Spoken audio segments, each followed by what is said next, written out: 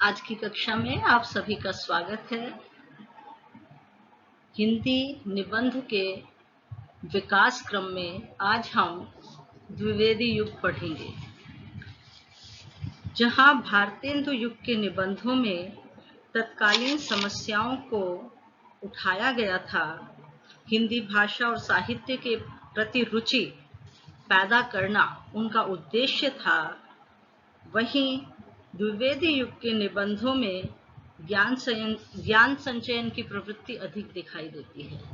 इस युग के निबंधों की क्या-क्या विशेषताएं हैं, उसके बारे में आज हम यहाँ पढ़ेंगे।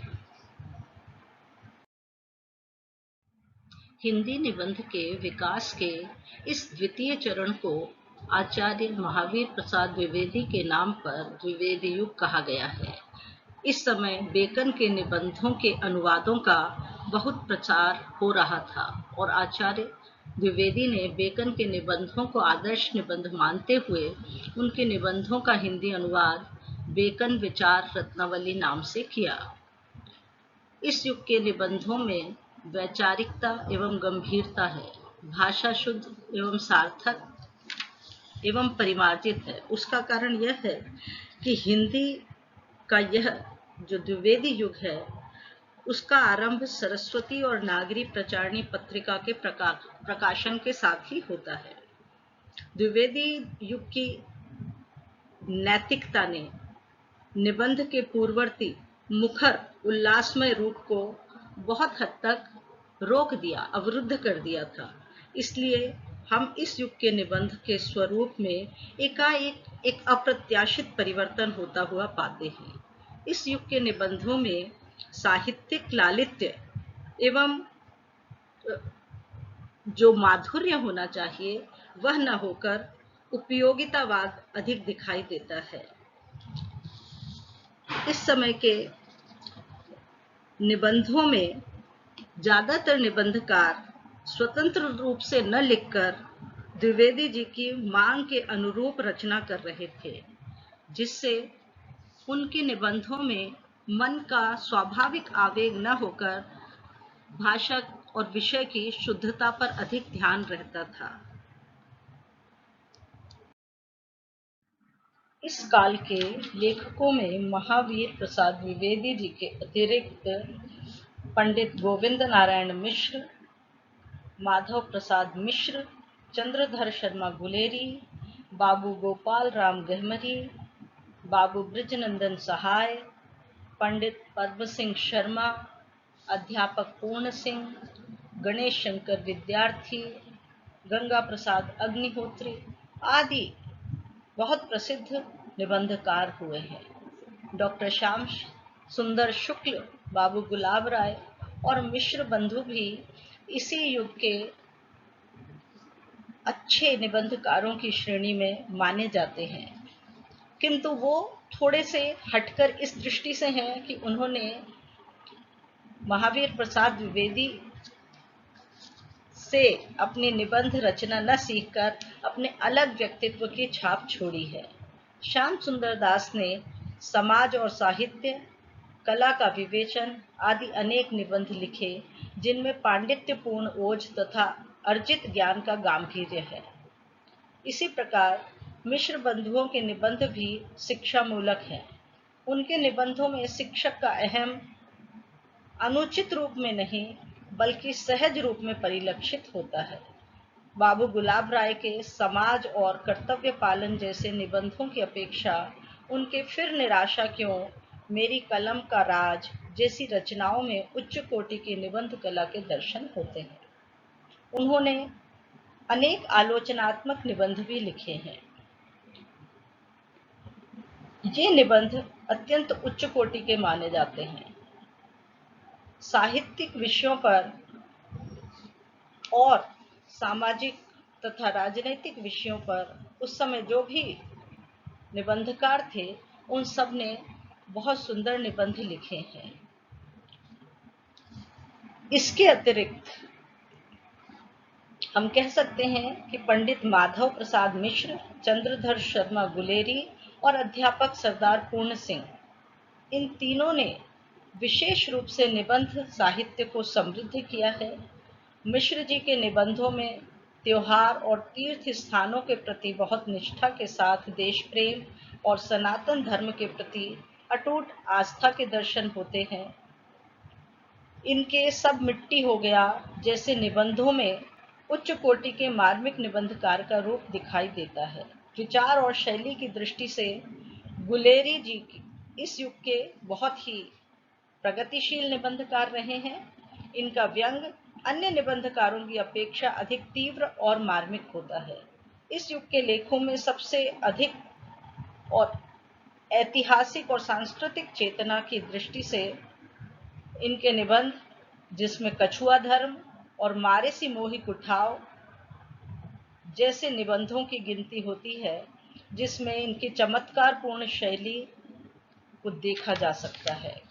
इसी प्रकार सरदार पूर्ण सिंह ने एक नई गति और नई कहना चाहिए नई ऊर्जा के साथ निबंधों को एक नए मानवतावादी मार्ग की ओर उन्मुख किया। सभ्य आचरण और प्रेम द्वारा वे समाज का कल्याण देखते थे। श्रम का महत्व हिंदी साहित्य की इनकी एक सर्वथा नवीन देन थी। इनकी भाषा में एक नवीन लक्षणा और व्यंजना शक्ति का चमत्कार दिखाई देता है। भावों को मूर्त रूप देने में इनकी क्षमता अद्भुत है। इस प्रकार इस समय के निबंधकारों ने अपनी अपनी दृष्टि से निबंधों को नई दिशा प्रदान की। आचार्य महावीर प्रसाद द्विवेदी हिंदी के महान साहित्यकार, पत्रकार और युग प्रवर्तक थे। तभी तो इन्हीं के नाम से पूरे इस युग का नाम ही द्विवेदी युग रखा गया। उन्होंने हिंदी साहित्य की अविस्मरणीय सेवा की और अपने युग की साहित्यिक एवं सांस्कृतिक चेतना को एक नई दिशा और दृष्टि प्रदान की। उन्होंने 17 वर्ष तक हिंदी की जो ये प्रसिद्ध पत्रिका है सरस्वती, जिसका हमने पहले जिक्र किया था, उसका संपादन किया और न केवल साहित्यिक रूप से बल्कि हिंदी नवजागरण में और भारतीय स्वतंत्रता आंदोलन को भी गति और दिशा देने में भी उनका महत्वपूर्ण योगदान रहा है। द्विवेदी युग में सरस्वती पत्रिका का निकलना और आचार्य जी के द्वारा उनका संपादन कार्य को संभालना एक बहुत महत्वपूर्ण घटना थी। इसके माध्यम से उन्होंने बहुत सारे लेखकों को आगे आने का मौका दिया और उनकी साहित्यिक जो रचनाएं आती थी उनका सुधार किया, परिष्कार किया। भाषा की दृष्टि से खड़ी बोली को व्याकरण सम्मत बनाने में द्विवेदी जी सदा प्रयत्नशील रहे। भाषा के परिमार्जन और साहित्य के संस्कार की ओर उनका विशेष ध्यान रहता था और इसी कारण उन्होंने भाषा और भाव दोनों की स्वच्छंदता पर रोक लगाकर उसे एक परिमार्जित स्वरूप प्रदान किया। वे नए लेखकों को हमेशा प्रोत्साहित करते रहे और सरस्वती पत्रिका में जब भी लेख आते थे तो उसे पूरी तरह से वे स्वयं देखते थे, उसमें काट-छांट करते थे और उसका जो सही रूप होता था उसे ही छापने की अनुमति प्रदान करते थे। इस प्रकार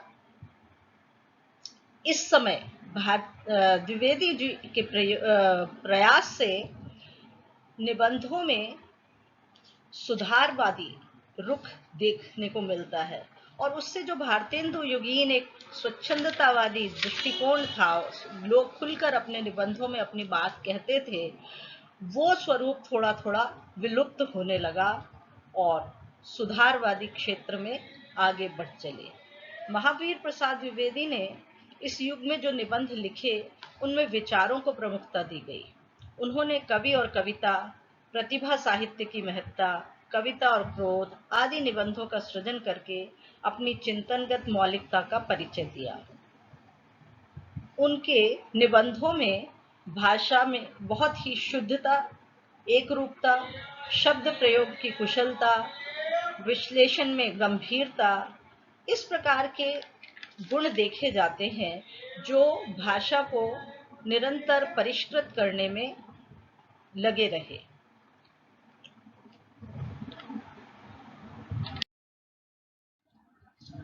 इस प्रकार समष्टि रूप में हम कह सकते हैं कि द्विवेदी युग के निबंध राष्ट्रीय जागृति, विश्व प्रेम, सामाजिक एकरसता, अतीत गौरव, सांस्कृतिक पुनरुत्थान जैसे महत्वपूर्ण विषयों से जुड़े होते हुए भी उनमें आत्मीयता एवं रस प्रवणता का प्रायः अभाव देखा गया, जिसके कारण इस समय के लिखे निबंधों का प्रभाव क्षेत्र सीमित हो गया। इस युग के निबंध अपनी सुधारवादी भावना के रहते हुए बौद्धिकता और नैतिकता के प्रति अत्यधिक आग्रही रहे और संभवतः इसी कारण से जन सामान्य तक उनका प्रसार उतना नहीं हुआ, वे एक वर्ग विशेष तक सीमित होकर रह गए। इस प्रकार द्विवेदी युग का भाषा सुधार एवं साहित्यिक प्रतिबंध की दृष्टि से उसमें द्विवेदी जी ने सुधारवादी दृष्टिकोण अपनाते हुए बहुत तरह के कहना चाहिए रोक टोक की, उनमें काट छाट की, किंतु उसके बावजूद द्विवेदी जी ने एक दिशा प्रदान की, इस युग के निबंधों को एक दिशा प्रदान की। हम कह सकते हैं कि यदि द्विवेदी युग में इस प्रकार के निबंध न लिखे जाते तो शायद भाषा को वो परिनिष्ठित रूप न प्राप्त हो पाता जो आज हम देख रहे हैं। इस तरह महावीर प्रसाद द्विवेदी का अपने पूरे साथियों को एक सही दिशा देने में, हिंदी भाषा को सही दिशा देने में महत्वपूर्ण योगदान रहा है। धन्यवाद।